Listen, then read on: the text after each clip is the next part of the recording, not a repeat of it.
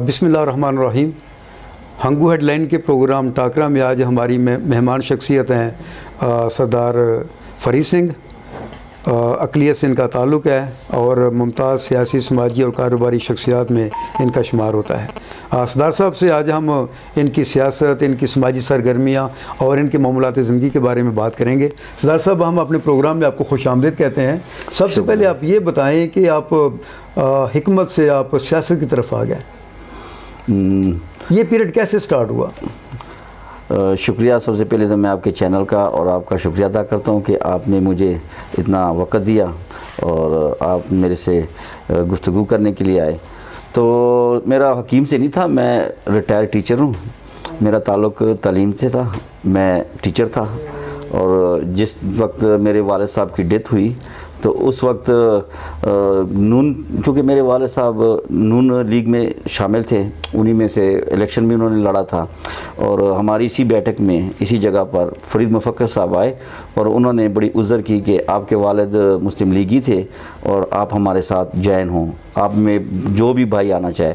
उस वक्त 2002 का इलेक्शन जो था और 6 का, उस वक्त मुशर्रफ का दौर था, उसने एजुकेटेड किया हुआ था ना। सरदार साहब, ठीक है, आप नून लीग में आ गए, हाँ, लेकिन आपने पहली बात तो यही कह दिया कि मैं टीचर था। लेकिन आपकी हिकमत भी बहुत मशहूर थी, दूर दूर तक से लोग आते थे, ऐसे ऐसे लोग आते थे जो हर तरफ से मायूस और महरूम हो जाते थे। हिकमत हमें, तो आपका एक नाम, हिकमत हमें विरासत में मिली है। मेरे वालिद साहब भी हकीम थे, हमारे दादा परदादा शुरू से ये हिकमत का दौर उन्होंने गुजारा है। सरदार साहब, आप नून लीग में आ गए, आपने 10-12 साल 15 साल नून लीग में गुजारे। उसके बाद अचानक आप पार्टी से नाराज़ हुए या कुछ आपके अपने तहफ़्फ़ुज़ात थे, जिसकी बुनियाद पर आपने फिर जमीयत उलमा इस्लाम का इंतखाब किया और इस वक्त भी आप जमीयत के सरगर्म कारकुन हैं।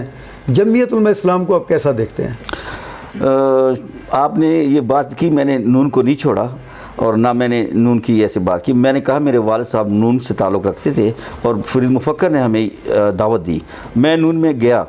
उस वक्त मैं जब 2010 में मैं रिटायर हुआ तो मैंने नून लीग ज्वाइन की और मैं 10 साल, तकरीबन 3-4 साल उनके साथ मैंने गुजारे। लेकिन मैं ख़ुद मियाँ नवाज शरीफ से भी मिल चुका हूँ और मेरे उनके साथ काफ़ी बैठक हो चुकी है।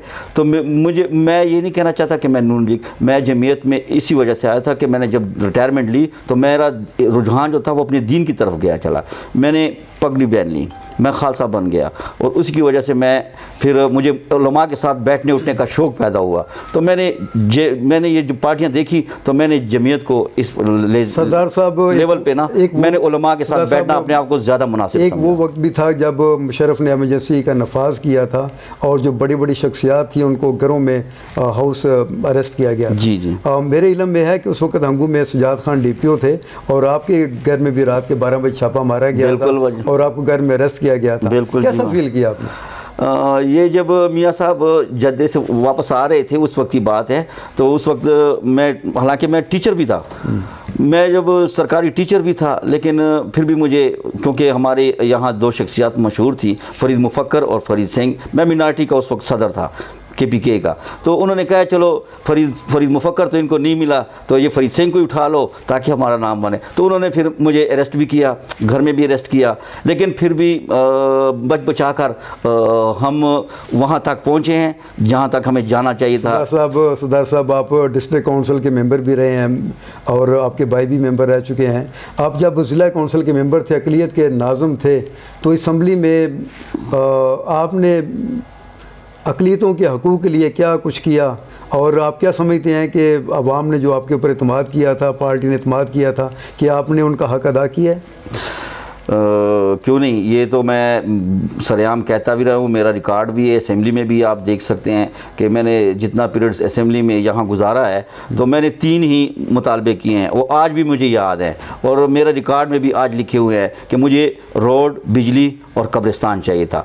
और अल्लाह के फजल व करम से ये तीनों में से 2 तो बिल्कुल ऑलरेडी हुए हैं, और मैं ये नहीं कहता कि मैंने किए हैं, लेकिन मेरे साथ जो मेरी टीम थी उनका सबका मैं शुक्रिया अदा करना चाहता हूँ, जिसमें मेरे साथ पीटीआई के लोग भी थे।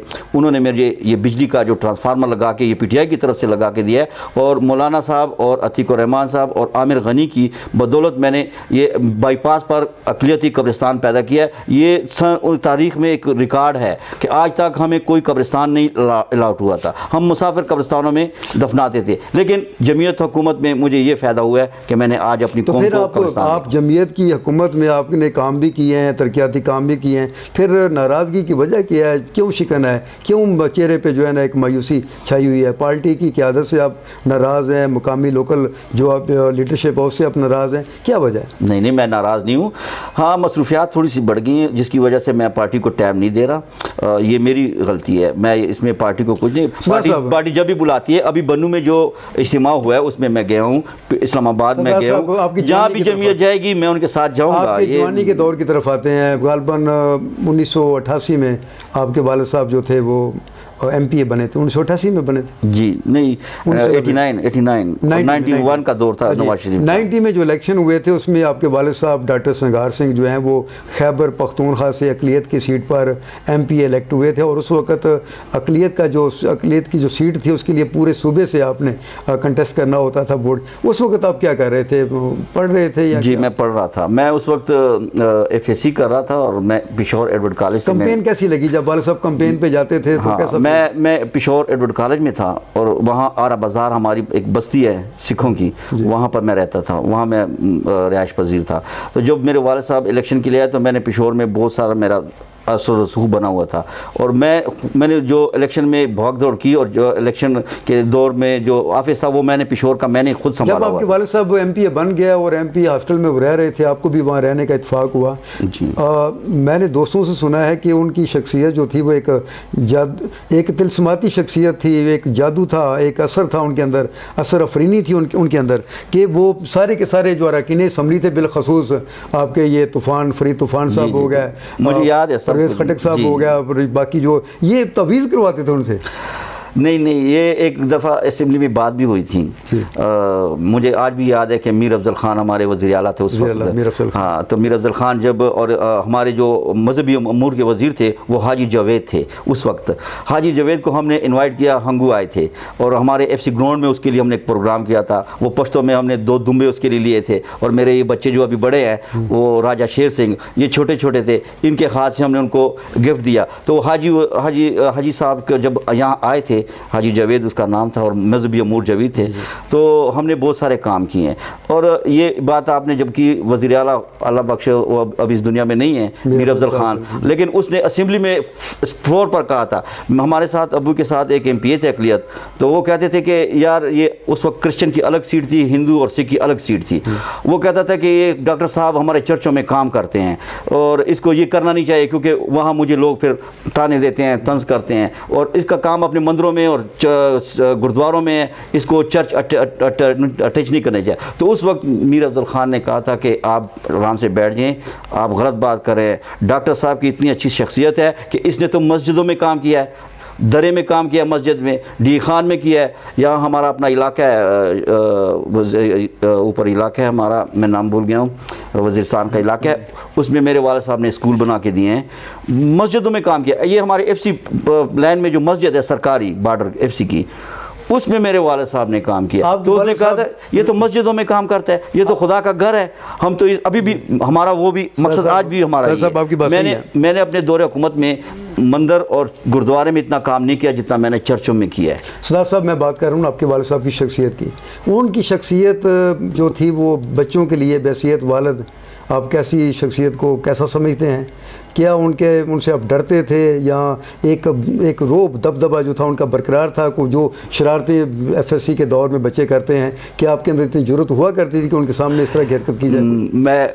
मुझे बड़े फ़ख्र से मैं कहता भी हूँ और कहता भी रहूँगा, बल्कि सबको पता है, मेरे जितने भी आज मशरान ज़िंदा हैं, मैं अपने वालिद साहब का बड़ा अजीज़ और चहती था। मैं उसका राइट हैंड था।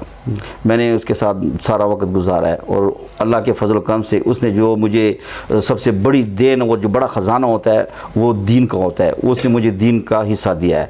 और मैं अपने आप पर फ़ख्र करता हूँ, आज मेरे में जो ये गेटअप नज़र आता है ये मेरे वालिद साहब की देन है मेरे।